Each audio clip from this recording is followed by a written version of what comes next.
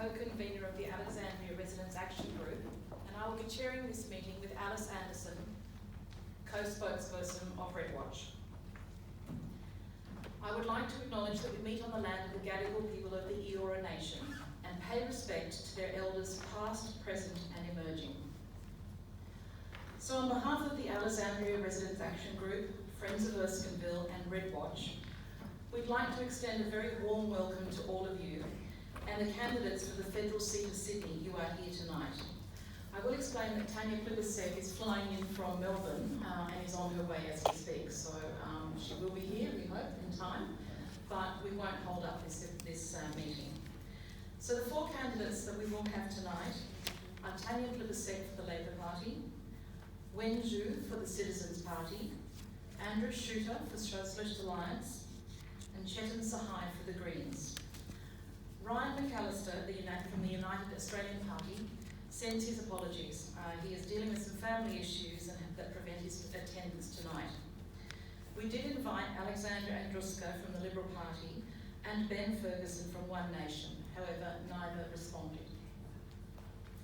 We are live streaming this event, so I would also like to extend a warm welcome to those of you at home. It's fair to say that the past 2 years have been challenging for us all, and I especially feel for those Australians who have been impacted by fire and floods on top of everything. Thank you to all of you who are wearing masks tonight. We are not out of the woods yet with this pandemic, and I appreciate your efforts to keep our communities safe. Tonight is an opportunity for you to hear directly from our candidates in person. Hopefully it will be an informative but also enjoyable session. In terms of the format for this evening, we have 3 key questions for the candidates, and they were formulated by ARAG, FOE and Redwatch based on feedback from members via a survey. These questions represent the top issues for our residents. The first is climate change. What is the plan to respond to climate change, increase renewables and reduce reliance on fossil fuels? Housing. What would you change to encourage greater equity of access to secure housing, be it social, public, affordable, rental or home ownership? Lastly, ICAC.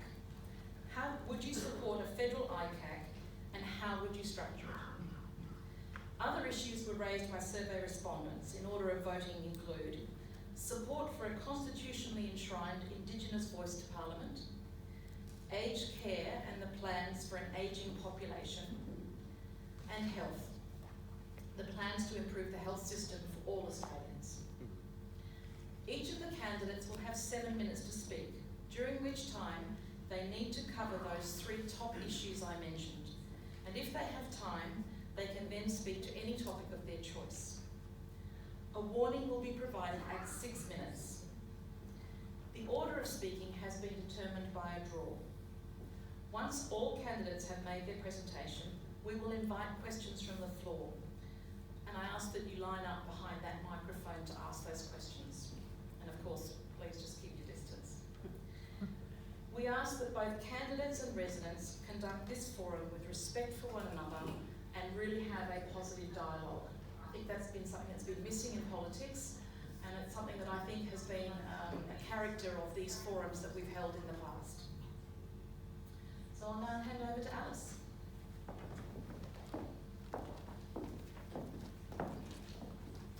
So my name's Alice Anderson, I'm the co-spokesperson of Redwatch.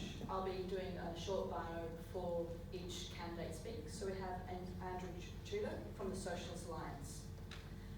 Andrew Chuter is a maths teacher, father of 2 teenage girls and a local activist. As the president of the Friends of Erskineville, he has led successful campaigns for lifts and a new entrance at the Erskineville station. He has fought for many years against WestConnex motorway and for greater expansion of public and active transport, leading the Fix New South Wales group that was brought together by residents' campaigns and unions across the state. He is the co-convener for Action for Public Housing, pushing to defend and extend public housing in Waterloo, Everleigh and Redfern and Glebe.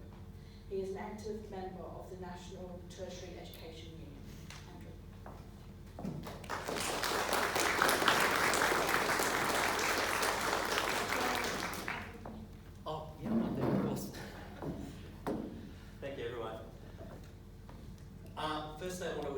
Gadigal people of the Eora Nation and pay my respects to elders past, present and emerging.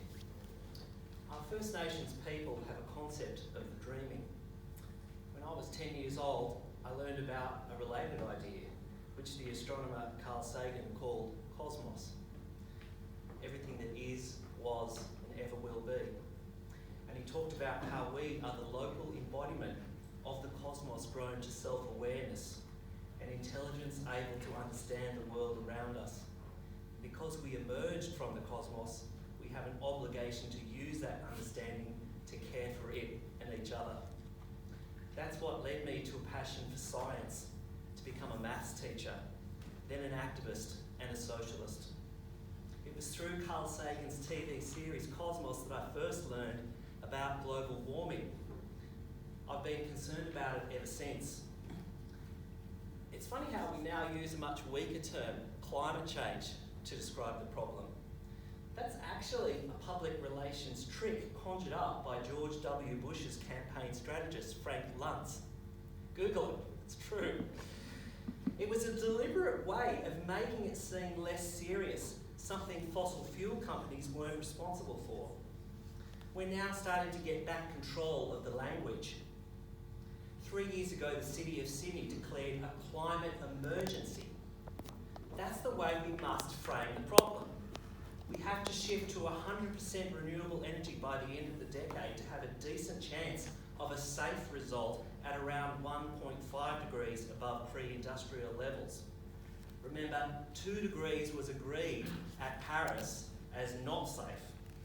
We must scrap the $12 billion the government provides in annual fossil fuel subsidies. It stands to reason that to counteract $12 billion in subsidies, you need $12 billion in another things just to cancel it out. It's like putting your oven inside the fridge and turning them both up to maximum. It's a total waste. Of course, we must have no new coal or gas, no Adani, no coal seam gas.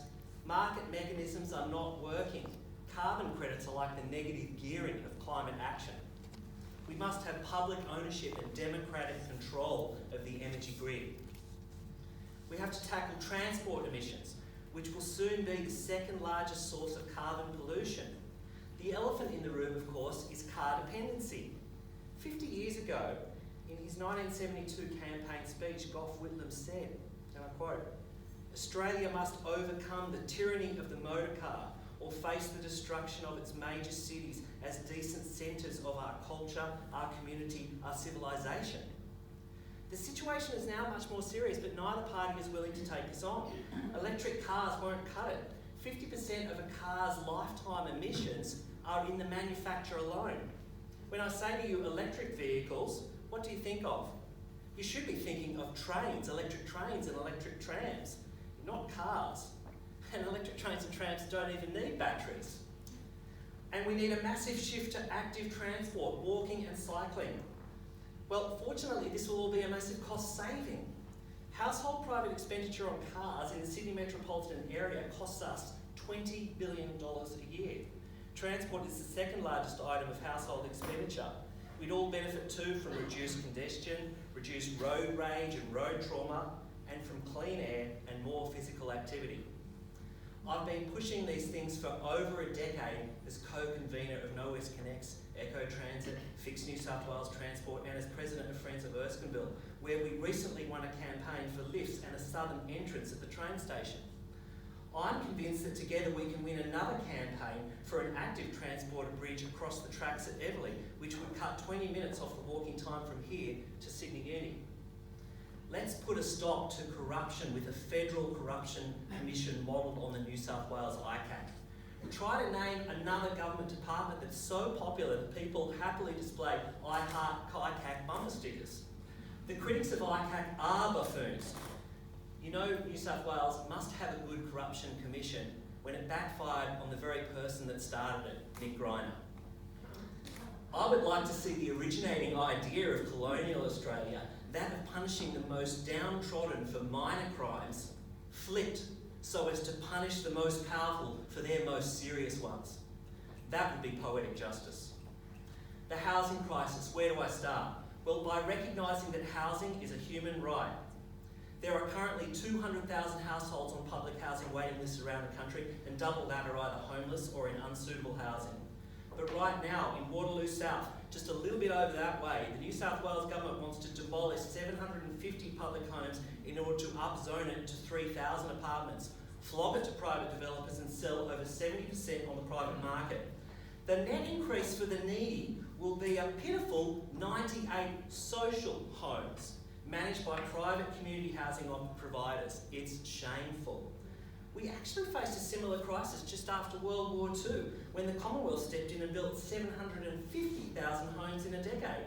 We've got nearly 4 times the population in Australia now, so at least doubling that volume is quite possible. Let's clear the waiting list with a large-scale Green New Deal for public housing. What would this mean? Well, just a little bit in the other direction is the Arcadia building on the corner of Euston and Sydney Park Roads. It's Australia's largest recycled brick building, with a community garden making honey, rooftop barbecue with city skyline views, and a communal music room. And it's built by Defence Housing Australia, public built housing. The build cost was an average of $400,000 per apartment. That's 1/3 the price of comparable housing in the area.